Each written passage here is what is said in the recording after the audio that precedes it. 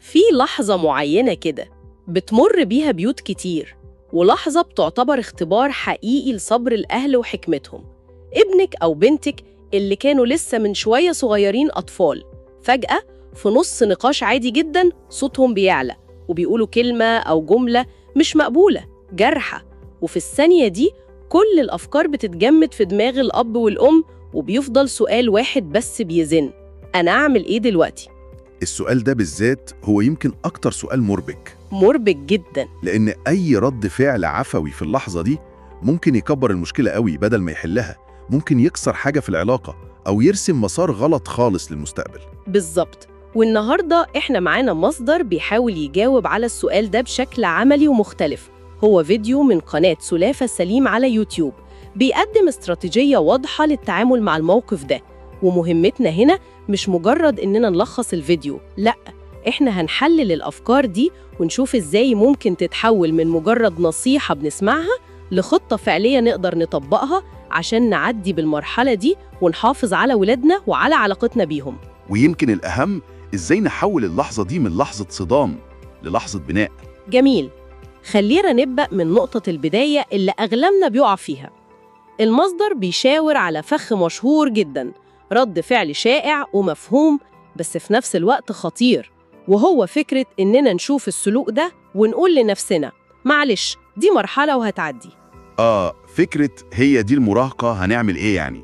الفكرة دي مريحة في لحظتها طبعاً، لأنها بتعفينا من المواجهة الصعبة، لكنها زي ما المصدر بيحذر هي اللي بتبني المشكلة على المدى الطويل، لأن اللي بيحصل إننا بنسمح بوضع سابقة خطيرة جداً. بس لحظة، يعني إيه سابقة خطيرة؟ ما هي فعلاً مرحلة صعبة ومليانة لخبطة هرمونات وتغيرات. ليه فكرة إننا نعديها دي تعتبر غلطة كبيرة قوي كده؟ لأن البيت هو ملعب التدريب على الحياة، ببساطة كده هو المكان اللي بنتعلم فيه إزاي نتعامل مع الاختلاف، مع الغضب، مع الإحباط.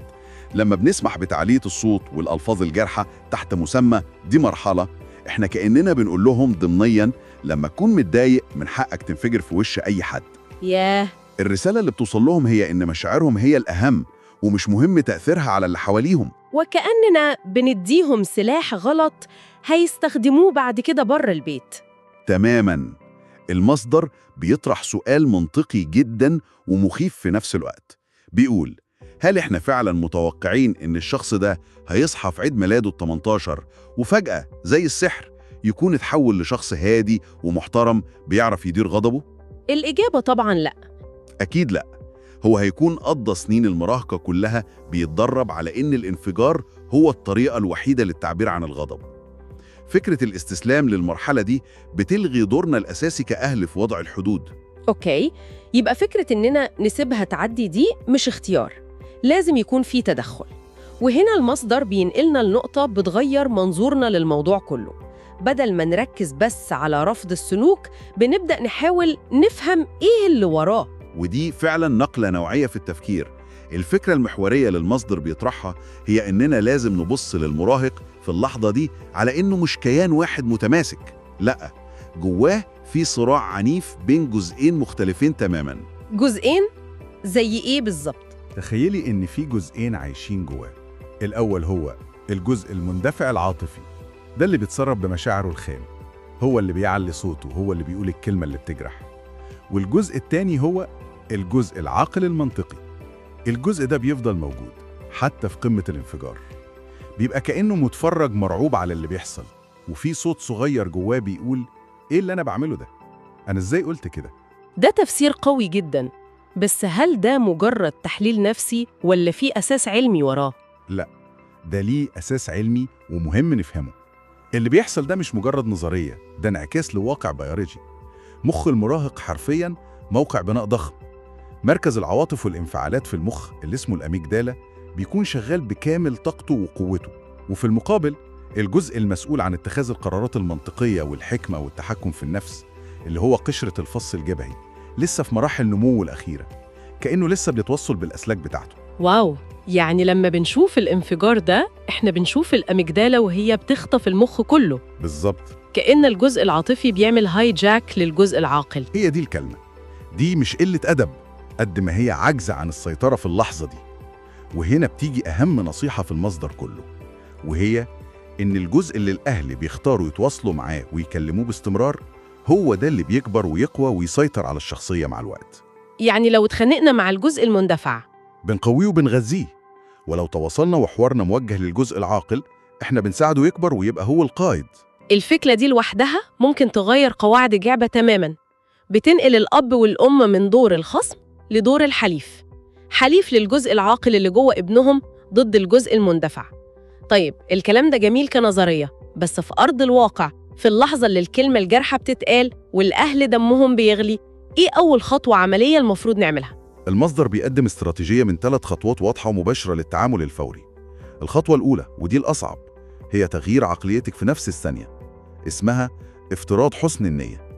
لازم في اللحظة دي تجبري نفسك تفتكري إن الكلام ده طالع من الجزء المندفع اللي خاطف المخ، مش من حقيقة شخصية ابنك أو بنتك. ده مش هو الحقيقي، ده مجرد عرض جانبي لمرحلة النمو. دي في حد ذاتها محتاجة تدريب نفسي رهيب، إنك ما تاخديش الإهانة بشكل شخصي. طبيعتنا البشرية بتخلينا نرد فوراً. طبعاً، وهنا بتيجي الخطوة التانية اللي بتدعم الأولى. انهي النقاش فوراً وبشكل حاسم. ممنوع تماماً الدخول في جدال أو لوم أو عتاب أو خناقة في لحظة الانفجار. أي كلمة هتقوليها في الوقت ده هتكون زي البنزين اللي بتصبيه على النار. انت بكده بتكوني بتتكلمي مع الجزء المندفع، وهو ده اللي احنا بنحاول نتجنبه. بس ده عكس كل غرائزنا كأب. غريزتنا بتقول لنا لازم أرد، لازم يعرف إنه غلط، لازم أحط الحدود في نفس اللحظة.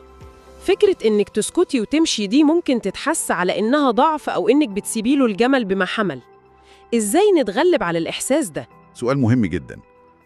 احنا مش بنسكت عشان نتجاهل المشكلة، احنا بنسكت عشان نختار التوقيت الصح لحلها. الصمت والانسحاب في اللحظة دي مش ضعف، ده قمة القوة والتحكم في النفس. انت بكده بتوصلي رسالتين في منتهى الأهمية. الأولى، أنا مش هلعب اللعبة دي بقواعد الجزء المندفع بتاعك.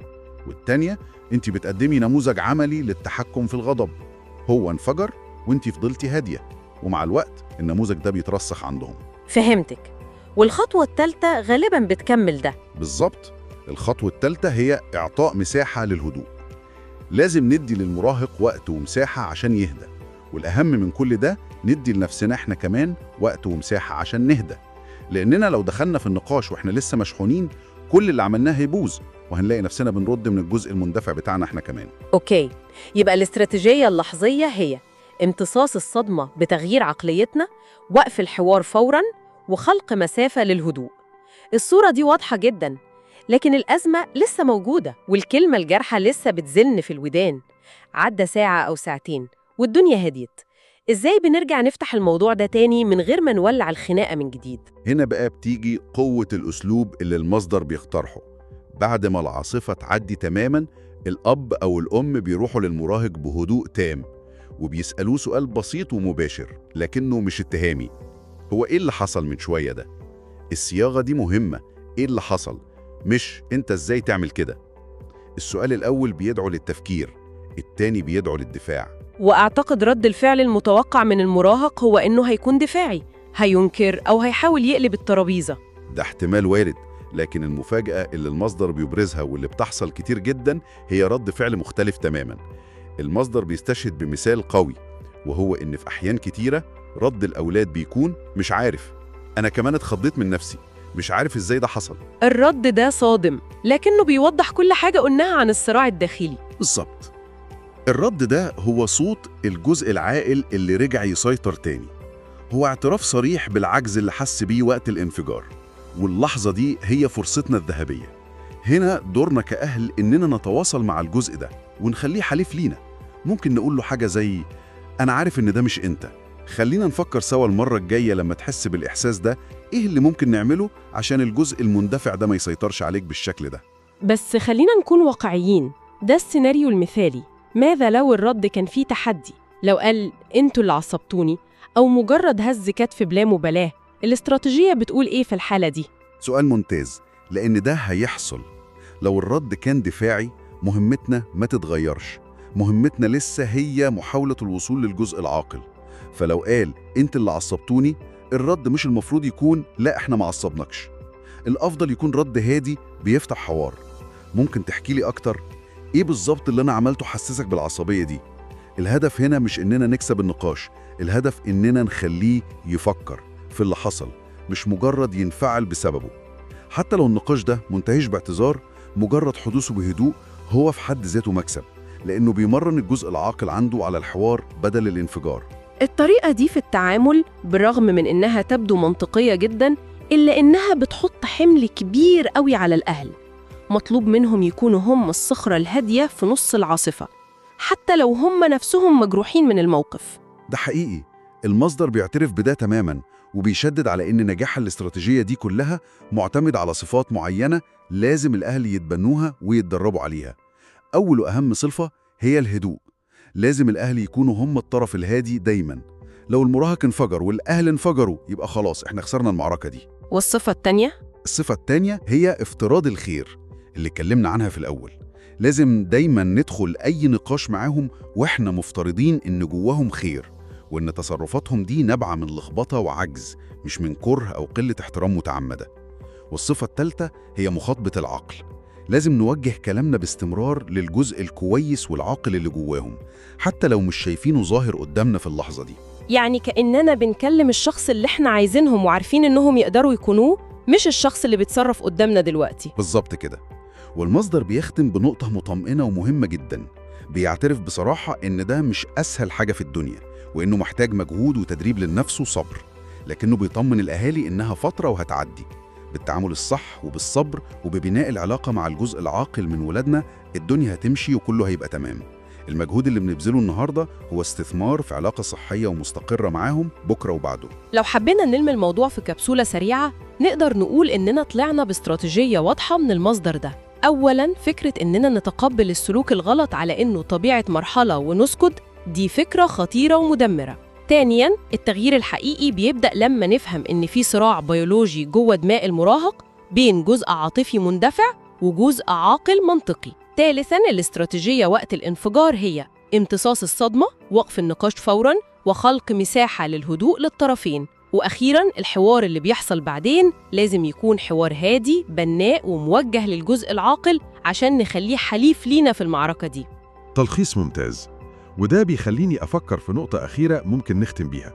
بما إن المصدر بيركز قوي على فكرة إننا نخلي الجزء الكويس أو الجزء العاقل حليف لينا في التعامل مع المراهقين، ده بيفتح الباب لسؤال أكبر، وهو إيه؟ هل المبدأ ده ممكن نطبقه في علاقات تانية في حياتنا، مش بس مع أولادنا المراهقين، في الشغل، مع مدير صاعد، أو مع زميل مندفع، في علاقتنا بشريك الحياة وقت الخلاف، حتى في النقاشات الصعبة على السوشيال ميديا؟ إزاي ممكن شكل تواصلنا كله يتغير لو دايما افترضنا وجود جزء عاقل ورا الانفعال اللي شايفينه قدامنا، وإن مهمتنا هي محاولة الوصول للجزء ده والتواصل معاه حتى في أصعب اللحظات؟ السؤال ده بيحول النصيحة من مجرد أداة تربوية لفلسفة كاملة في التواصل الإنساني.